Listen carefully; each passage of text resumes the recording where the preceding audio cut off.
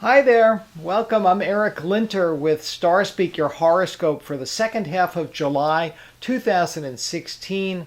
It is summertime, and thank the good Lord for that. We love the warm weather, and hopefully we'll get some rain in these parts before too long. The second half of the month begins with a challenging square between the Sun in Cancer and Uranus in Aries. And as many of you know, Uranus is a planet of instability. It's been part of a testing angle, another square with Pluto for the past 5 or 6 years, and we've seen global changes really at every level and every corner of the world. And many of our institutions appear to be struggling, crumbling, and otherwise under stress. Certainly, we're going to be feeling this in this entry part into the second half of the month. It's most notable Saturday morning.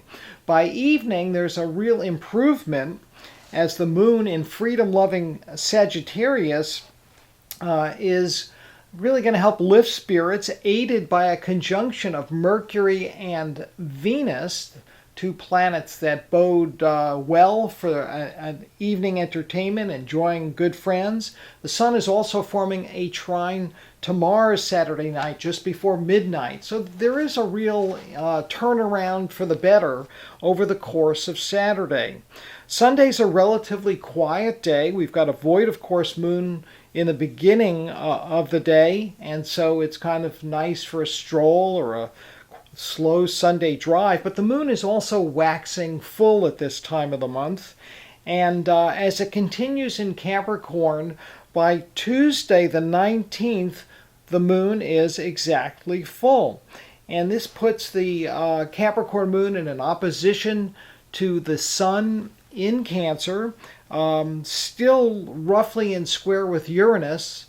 There's going to be a lot of tensions and surprises around this full moon. There may be some earth changes or political shock waves, but kind of expect the unexpected is really the best way to approach this particular full moon. Keep an eye on long-term projected needs and ambitions. Mercury in trine to Saturn does have a grounding effect. This is again on the full moon day. And the following day, Wednesday the 20th, Venus is in trine to Saturn, where it does help stabilize important relationships, and it bodes well for building trust and finding common ground. So the art of negotiation is really going to be important on Wednesday the 20th, and stands to be a really important day for,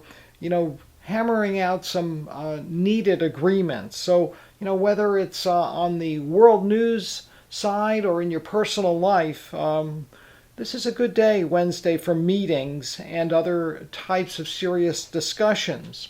The Sun arrives in Leo on the morning of Friday the 22nd, and as many of you know, Leo is associated with fun, with children, with games, with sports, but basically it's about creativity and experiencing fully the joy of living. No accident that so many people have vacations this time of the year. We are effectively seeing the Sun leave some of the more tumultuous aspects behind, and really a whole final part of the month I would encourage people to devote to self-expression, hobbies, other creative pursuits. It's likely to be a pretty rewarding 10 days or so for fun in the sun. Mercury forms a trine with Uranus on the 27th, and here we have the planet of intuition, psychic abilities combining with Mercury, the planet of the mind, and certainly windows of kind of vision and apprehension or projection or ability to literally see into the future open up for many people under this auspicious alignment. And again, it's exact during the wee hours of Wednesday the 27th. So pay attention to your dreams that night and trust those gut hunches. Mercury forms a testing angle with Mars on Friday, the 29th, and this is a horse of a different color. Impatience is to be avoided. Watch your temper. If you're driving, it's a day to slow down. Your Uranus, the planet of fate and uncontrollable events, also turns retrograde on Friday. And here again, we may see geological instability or other surprises in the news. You want to be very cautious if you're heading, out on vacation for a weekend getaway or something like that. Being a little more careful than usual on the road. It's certainly recommended. The weekend finishes up with another aspect that technically isn't exact until August 1st, just after midnight actually. Venus will be in a trine with the planet of surprises, Uranus. And here again, we're looking at the potential for a love at first sight experience. But for the vast majority of us, it really just favors enjoying friends and relaxing, kind of an informal atmosphere of making nice with the world. So hopefully you'll experience this energy in a good way and the month can end on a positive note. I sure hope so. That does it for July. I want to thank you for listening and being with me today. And if you want to contact me, you can send me an email at stars@ericlinter.com.